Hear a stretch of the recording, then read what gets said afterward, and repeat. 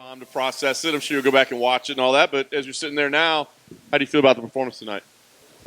I feel pretty great. I showed everything that I wanted to show. I heard that she was the better wrestler, and I got to show that I'm the better wrestler. And she's really tough, So I obviously was going out for the finish, and I did not get that. But I definitely dominated, and I'm happy with the win.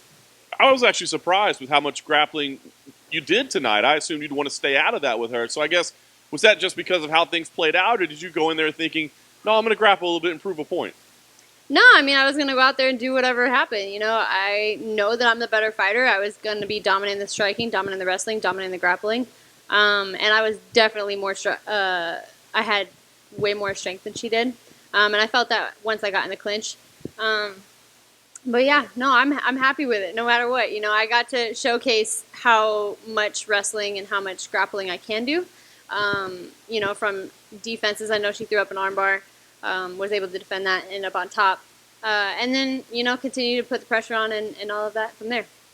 I saw a lot of people praising, seeing that we see this hungry Macie back, this aggressive Macie back that maybe we hadn't seen. Do you feel that was there tonight? And what was it that got that back?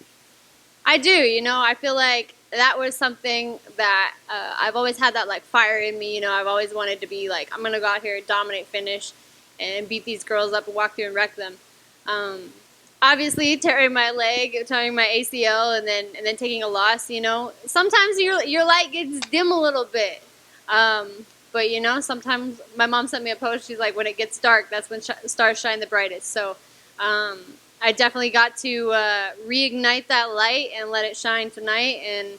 And the old me that was it never left. It was just a little bit hidden, but it's definitely starting to shine through a lot more now. Is it funny to say the old you, considering your age? I know, I'm 23. I'm yeah, the old me. Back when I was 21. Back when I was, The hug afterwards. I guess who was that number one? And I guess tell us about that moment. To be honest, I wanted it to be my mom, but they didn't get to be out here. They were gonna drive out from Colorado, and they got hit with a snowstorm at 3 a.m. So they did not get to drive out. I had all the tickets. Dana hooked me up with some tickets to be able to have them here, and I didn't get to have them here, but that was the next person that would be the closest to being a mother to me, and that's Sherry Riley. She is my high performance life coach, and she is a mentor. She is my second mother.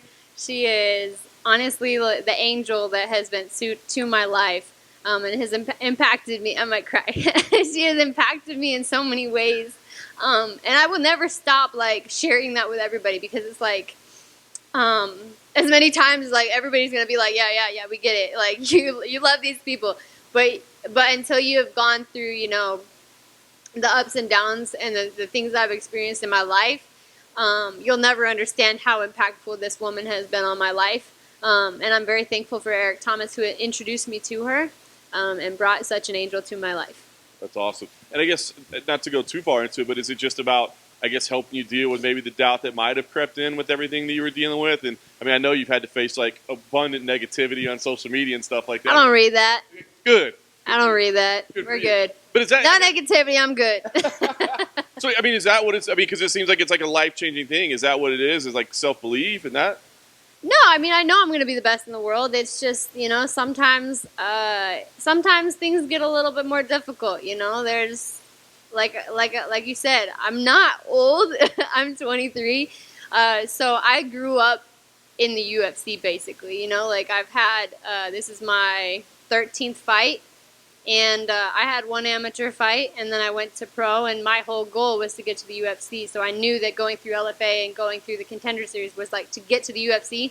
So it's putting a bunch of pressure on myself. So I literally, as soon as I got to the UFC, that was my first ever injury. That was my first ever loss, my first ever concussion. So I had to learn all of that on the biggest stage in the entire world. And I did back when I fought Alexa and when I hurt my knee and all that, yeah, I read comments. I did. And that's when I learned. My dad taught me that. He's don't read below the line. And after that, I took it to heart. I don't read below the line.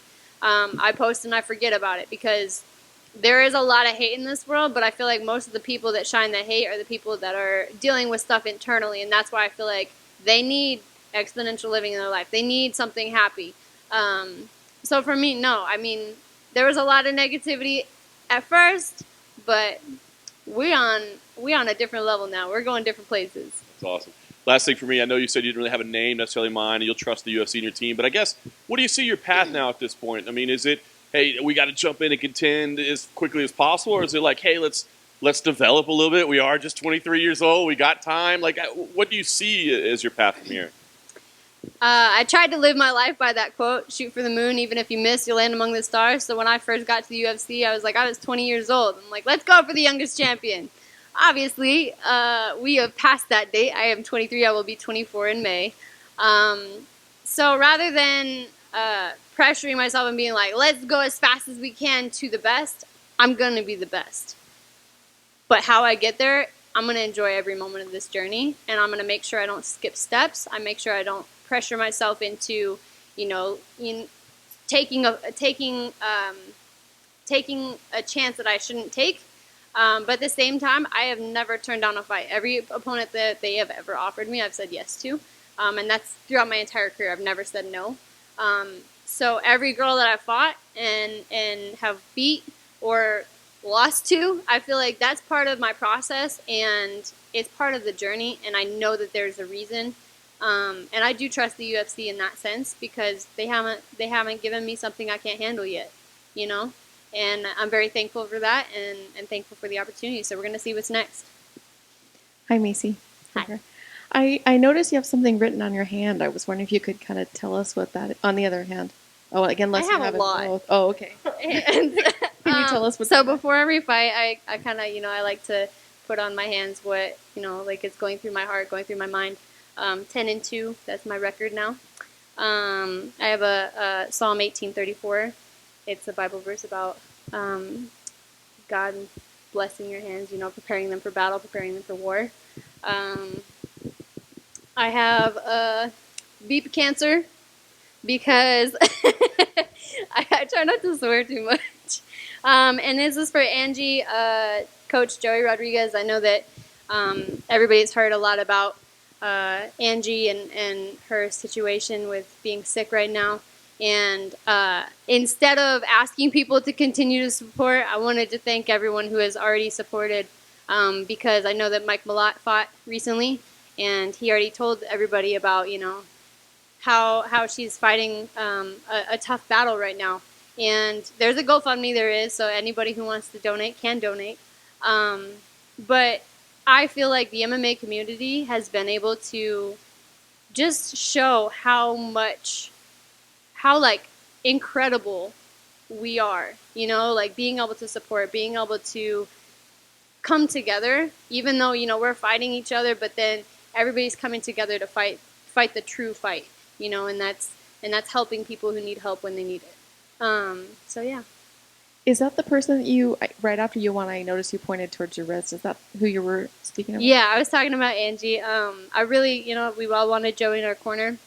But right now we got to be in his, we got to be in Angie's corner, and that's what we're doing. So, yeah, I tried to do the purple in my hair because that's the awareness color for lymphoma.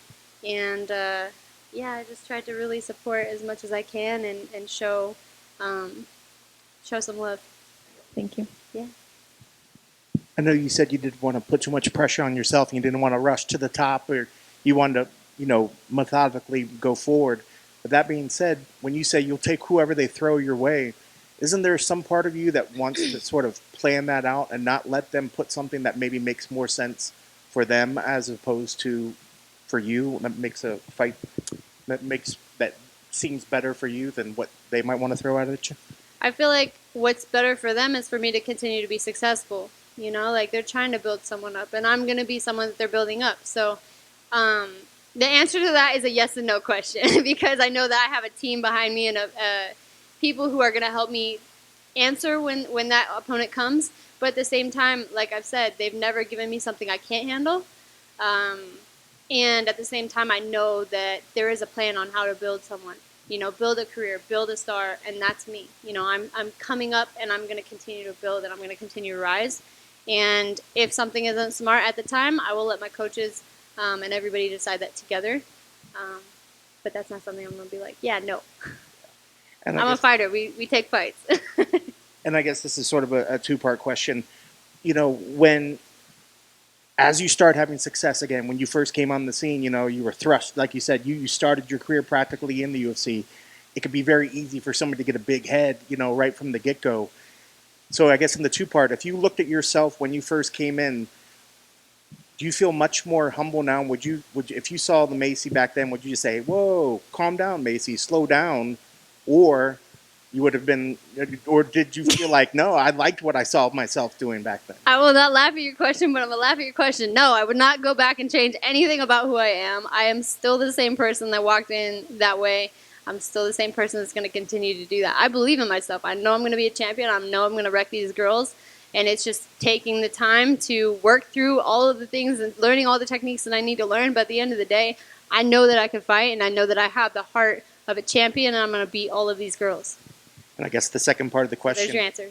When it does get to the point where you want somebody to kind of help, I mean, I guess who helps to keep you grounded? Do you find that in religion? Do you find that in your team?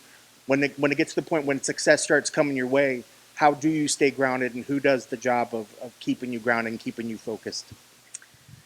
I feel like that's a lot of people. I feel like that's the team. I feel like that's my family. You know, my mom, my dad, my brothers, my sisters, my niece that was just born, like all of my family. And then it's also Sherry Riley, Eric Thomas. You know, they've taught me a lot. And it's a combination of everybody, you know. But at the same time, I know where my heart is, and I know where I'm going to go. And the whole reason why I'm fighting the way I'm fighting is because I have a why, and that why is bigger than me. That why is bigger than anything I could ever achieve. And the whole goal for this career that I have is not just to achieve gold, but it's to build a platform so I can become a voice for other women and other girls and other people going through, you know, tough times, to be able to come out and be like, I've been in a bad position, and you can do so many incredible things with your life, and that's the goal. And so that's what keeps me grounded, is my why. And then lastly, did you get a chance to talk to your niece either right before, or have you talked to her afterwards? I haven't. She was just born 5 days ago. Oh, okay. Yeah, so I'm going to fly out on Monday to go meet her. Awesome. Yeah. Congratulations. Thank you.